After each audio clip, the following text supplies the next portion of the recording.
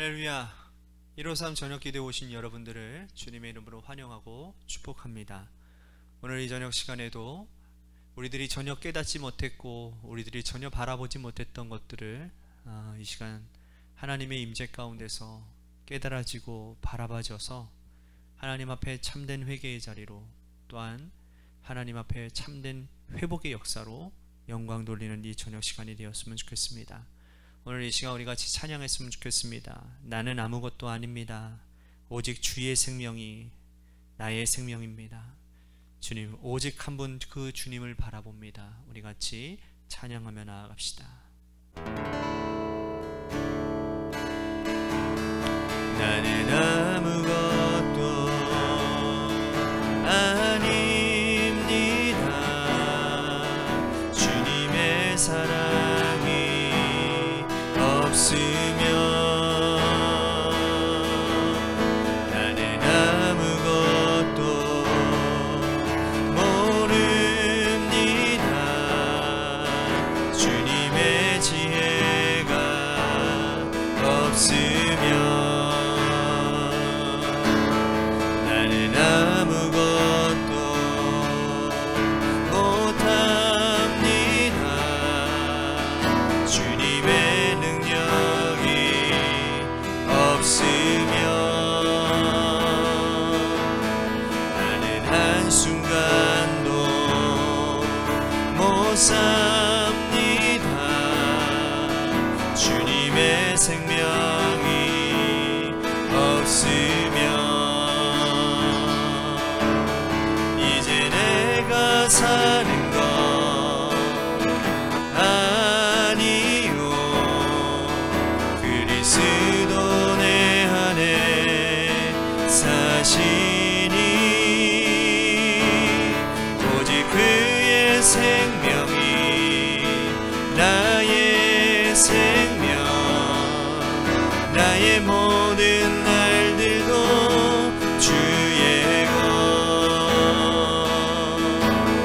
나는 오직 한 분 바랍니다. 나의 아버지, 나의 구원, 나의 주. 나는 아무것도 아닙니다. 나는 아무것도 아닙니다. 주님의 사랑이 없으면 나는 한순간도 모릅니다. 주님의 지혜가 없으면 이제 내가 사는 것 아니요, 그리스도 내 안에 사시니 오직 그의 생명이 나의 생명, 나의 모든 날들도 주의 것. 나는 오직 한 분 바랍니다. 나의 아버지, 나의 구원, 나의 주.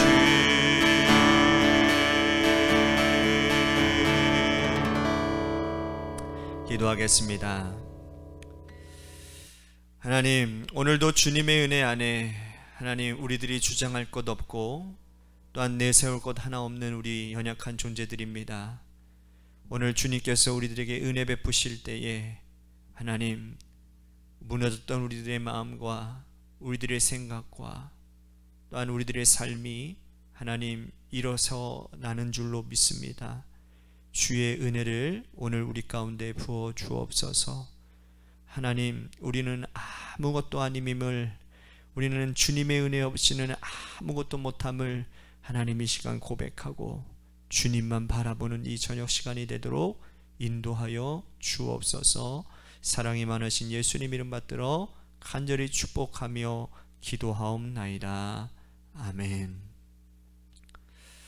오늘 이 저녁 시간에 하나님이 우리에게 주신 말씀 보도록 합니다. 로마서 10장 9절에서 15절 말씀까지 보겠습니다.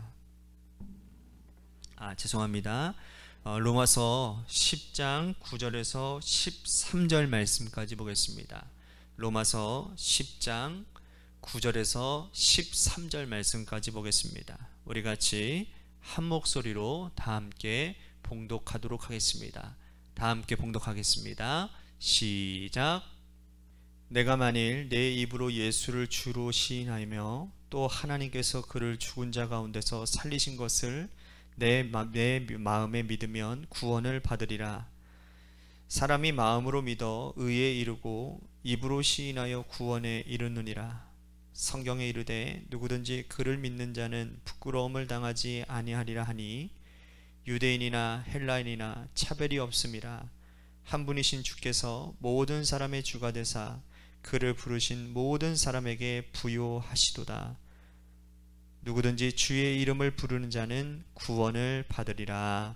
아멘. 오늘 이 저녁 시간에도 하나님의 은혜를 사모하셔서 이 자리에 오신 여러분들에게 하나님의 신령한 은혜와 축복이 함께 하시기를 바라겠습니다. 우리가 성경 말씀을 볼 때 제가 늘 말씀드렸죠. 문자 그대로 해석하는 게 아니라 좌우 문맥을 보고 또 그 성경의 시대적인 상황들을 잘 이해해야 진짜 하나님께서 예수님께서 말씀하신 그때 당시에 선지자들이 이야기했던 그 말씀을 올바로 이해할 수 있다라고 제가 말씀을 드렸던 것 같습니다. 그래서 시대적인 상황을 여러분들이 잘 이해할 필요가 있습니다. 여러분, 예를 한번 들어본다면 오늘날 우리가 주일을 성수하는 것과 100여 년 전 일제강점기 시절에 우리 신앙의 선배들이 주일을 성수했다는 것은 그 무게와 깊이와 고난의 정도는 굉장한 차이를 가지고 있습니다. 그죠? 그 시절의 주일 성수는 뭡니까? 목숨 걸고 하는 것이에요. 그러나 오늘 우리 시대의 이 주일 성수는 목숨 거는 거하고는 차원이 다른 그러한 신앙생활 아니겠습니까? 우리는 종종 이러한 내용들을 잘 알고 있으면서도 오류를 범할 때가 있습니다. 성경을 읽을 때 우리가 시대 정신을 제외하고 빼버리고 단순히 문자적으로만 성경을 읽을 때가 많기 때문입니다. 성경은 오랜 세월 동안 수많은 저자들이 그 시대를 하나님의 말씀과 하나님의 뜻대로 살아낸 믿음과 역경의 열매들입니다. 그런데 그 시대의 시대적 배경들을 완전히 빼버리고 우리의 눈높이로 오늘 이 시대의 배경으로 그 성경을 읽게 되면 성경의 이해를 제대로 하지 못하고 오해하는 경우들이 굉장히 많아지게 된다는 것이죠. 자, 오늘 본문 말씀도 바울이 말씀하고 있는 그 당시의 시대적 배경, 로마 시대의 시대적 배경을 여러분들이 충분히 고려하고 읽어야 되는 부분이라는 겁니다. 바울은 오늘 말씀에서 주의 이름을 부르는 것이 구원과 연관되어져 있다라고 말을 하고 있습니다. 그런데 주의 이름을 부르는 것을 사도 바울 시대의 상황과 함께 고려해서 생각해 봐야 된다는 거예요. 자, 먼저 9절 말씀 보십시오. 우리 같이 읽겠습니다. 시작. 내가 만일 내 입으로 예수를 주로 시인하며 또 하나님께서 그를 죽은 자 가운데서 살리신 것을 내 마음에 믿으면 구원을 받으리라. 자, 입으로 예수를 주로 시인하고 하나님께서 예수 그리스도를 다시 살리신 것을 마음으로 믿으면 구원을 얻는다 했습니다. 그죠? 마음으로 믿고 입으로 시인하는 것, 이 두 가지가 구원의 조건이라고 말을 해요. 그래서 우리들이 전도할 때도 이렇게 많이 하지 않습니까? 마음으로 믿고 입으로 시인해요. 그래서 예수님을 주님으로 시인하십시오, 말하십시오. 우리들이 그렇게 얘기하지 않습니까? 근데 여러분, 이것이 과연 오늘날의 언어와 같은 문법으로 우리들이 읽어도 될까라고 하는 그러한 고민을 해봐야 된다는 겁니다. 자, 바울은 이어서 똑같은 말씀을 반복하는데요. 10절 말씀 읽어봅니다. 10절 시작. 사람이 마음으로 믿어 의에 이르고 입으로 시인하여 구원에 이르느니라. 자, 시대적인 상황을 제외하고 그냥 이 말씀 문자 그대로만 여러분들이 본다면 오늘날 우리들이 구원을 제시할 때 많은 사람들에게 이렇게 얘기를 강조합니다. 그죠? 마음으로 믿는 건 내 마음으로 결정하는 것이니 아무도 알 수 없어서 마음으로 그냥 우선 믿으라는 거예요. 믿으시죠? 믿으셔야 됩니다. 그리고 입으로 고백하세요. 예수님이 나의 주님이십니다. 시인하세요. 예수님이 나의 주인이십니다. 예수님이 당신의 주인 되십니다. 시인하는 거예요. 그러면 얼떨결에 시인했어요. 그러면 이제 당신은 구원받은 거예요 라고 이렇게 얘기한다라는 거예요. 이렇게 확증해 버린다라는 겁니다. 그런데 오늘 이 말씀은 로마 시대의 상황을 너무너무나도 무지하게 판단한 그러한 모습이라는 거예요. 자, 로마 시대가 어느 시대죠? 로마 황제가 나라를 다스리던 시대입니다. 그때 당시에 로마는 전 세계의 최대의 강국이었습니다. 그죠? 전 세계의 식민지를 가지고 있었습니다. 지금의 유럽에 그리고 아프리카 땅의 전반적인 땅을 다 다스렸던 곳이 로마니까요. 그때의 식민지 백성들에게 로마 황제는 주로 식민지에게 되게 관용을 베풀었습니다. 종교도 막 허용하고요. 아주 관대하게 풀었어요. 그런데 단 한 가지는 분명히 짚고 넘어갔는데 그게 뭐냐? 황제 숭배를 했어야 됩니다. 식민지 곳곳에 황제 숭배를 할 수 있는 공간을 만들어 두어요. 그곳에 가서 황제를 숭배해야 됩니다. 그러면서 황제를 부르는 이름을 정해주는데 그 이름이 뭐냐? 바로 퀴리오스입니다. 퀴리오스는 성경에도 나와 있어요. 신약 성경에 무수히 많이 나오는 단어입니다. 퀴리오스라는 단어는 어떤 뜻이냐? 주라는 뜻입니다. 우리가 예수님을 뭐라고 부릅니까? 주님이라고 얘기하잖아요. 그죠? 그런데 그 당시에 로마 시대의 주님은 누구였느냐? 바로 로마 황제입니다. 퀴리오스는 로마 황제예요. 그 시절에 로마 황제가 다스리는 로마 신장부에 그 로마에서 믿음 생활하고 있던 로마 교회의 성도들에게 바울은 편지를 보내면서 뭐라고 하는 거예요? 너희가 진정 구원받은 백성이 되고자 하느냐? 그렇다면 예수를 퀴리오스라고 선언해라. 그것도 너 스스로 아무도 없는 공간에서 그렇게 부르는 게 아니라 너의 믿음의 공동체 안에서 사람들이 모여있는 공적인 자리에서 예수를 주님이라고 선언해라. 그러면 너는 구원받은 백성이 될 것이다. 이렇게 말씀을 권면하고 있다니까요. 여러분, 이건 굉장히 대단히 위험한 일입니다. 그 공동체 사람 중에 어떤 밀고자가 있을지 어떻게 합니까? 그들 중에 로마 당국에 저 사람이 예수를 퀴리오스라고 선언했습니다 라고 가서 고발할 사람이 없다라고 누가 보장하겠습니까? 여러분, 이 고백은 목숨을 건 믿음의 선언과 다름이 없다니까요. 예수 그리스도께서 십자가에 달려 돌아가신 죄목이 뭡니까? 여러분, 빌라도가 예수님을 신문할 때에 한 가지만 질문합니다. 여러 소리로 예수님 신문하지 않아. 여러 방법으로. 여러분, 예수님께 뭐라고 질문하느냐? 너가 유대인의 왕이냐? 라고 물어요. 그 질문에 예수님이 그렇다라고 대답하죠. 여러분, 예수님이 십자가에 돌아가실 때에 그 죄판, 그 나무의 제목이 있거든요. 죄목을 적은 명파에 뭐라고 적혀 있느냐? 유대인의 왕 나사렛 예수라고 되어 있습니다. 즉, 예수님은 팔레스타인의 한 젊은이로 로마 황제를 퀴리오스라고, 주라고, 왕이라고 선언하지 아니하고 자기 자신을 유대인의 왕이라고 선언한 대가로 예수님은 십자가에 달려 정치범으로 돌아가십니다.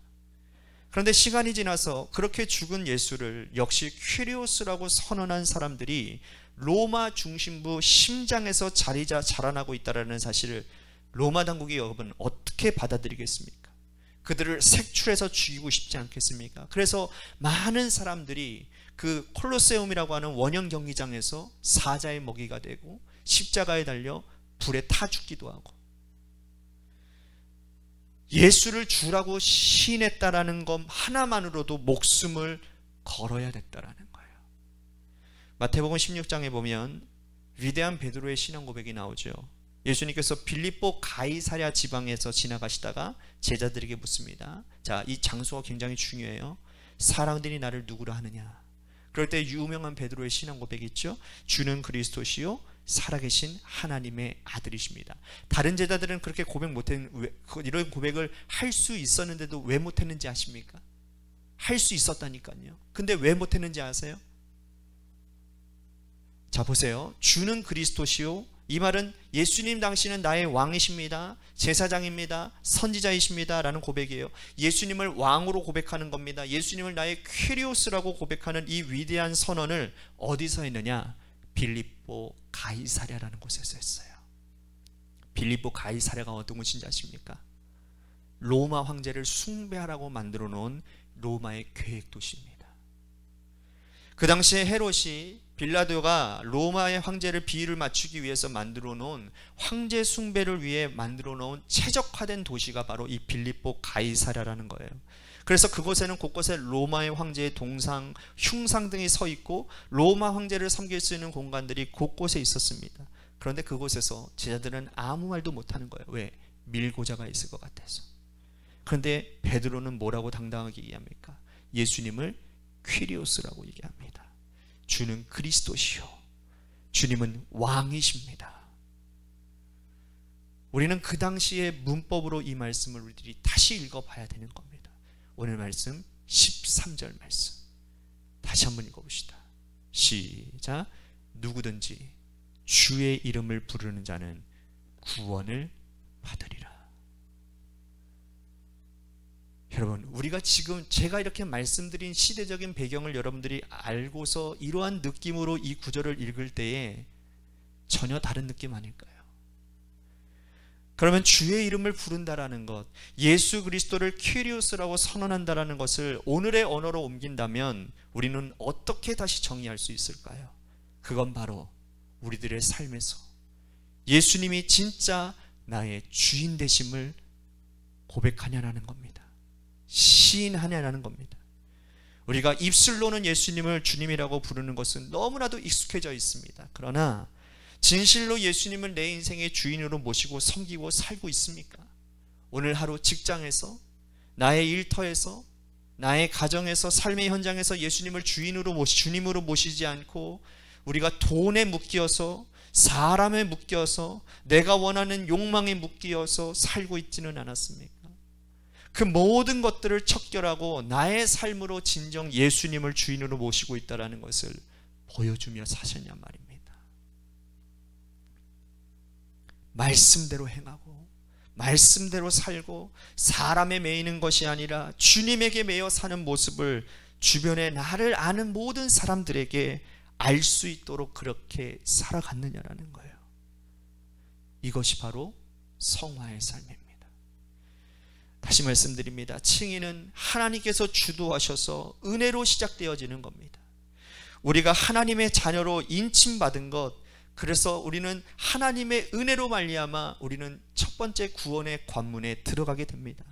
그러나 그 구원의 완성을 이루는 데까지 가는 데 있어서의 성화의 삶은 성령의 도우심 없이는 절대로 불가능한 것입니다. 그래서 오늘 우리가 입술로만 주님은 나의 주님, 예수님은 나의 주님이십니다, 예수님은 나의 주인이십니다 라고 고백하는 것에서 머무는 것이 아니라 진짜 예수님이 내 삶의 주인 되심을 드러내며 사는 삶을 살아야 되는 것 아니겠습니까? 참 저는 많이 고민했습니다. 오늘 이 말씀을 준비하며 제 마음이 얼마나 무거운지 몰라요. 참 무겁습니다. 무섭습니다. 여러분들은 어떠하십니까? 오늘 이 말씀을 보면서 한번 결단했으면 좋겠습니다. 진짜 내 삶의 주인이 누구입니까? 내 삶의 주인이 누구입니까? 내 사역의 주인이 누구입니까? 내가 하는 모든 일 가운데 나를 이끄시는 분은 누구입니까? 혹시나 나 자신 아닙니까? 그렇다고 한다면 오늘 하나님 앞에 진짜 회개하셔야 됩니다. 저도 오늘 회개해야 될 것 같고요. 오늘 그 회개의 자리로 나아가서 정말 주님이 여러분들의 인생의 주인 되시는 삶을 살아서 여러분들이 가는 곳이 그곳이 어디나든 하늘나라가 되는 역사가 있게 하여 주옵소서라고 우리 같이 오늘 말씀을 생각하면서 기도했으면 좋겠습니다. 또 한 가지 우리 같이 기도할 것은 우리 교회를 위해서 기도합니다.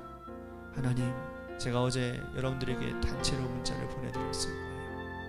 하나님, 주님의 교회가 새롭게 시작되어지려고 할 때에 어둠의 권세들이 가만 놔두지를 않습니다. 하나님, 어떻게 해서든지 주님의 교회가 회복되어지는 것을 가로막으려고 합니다.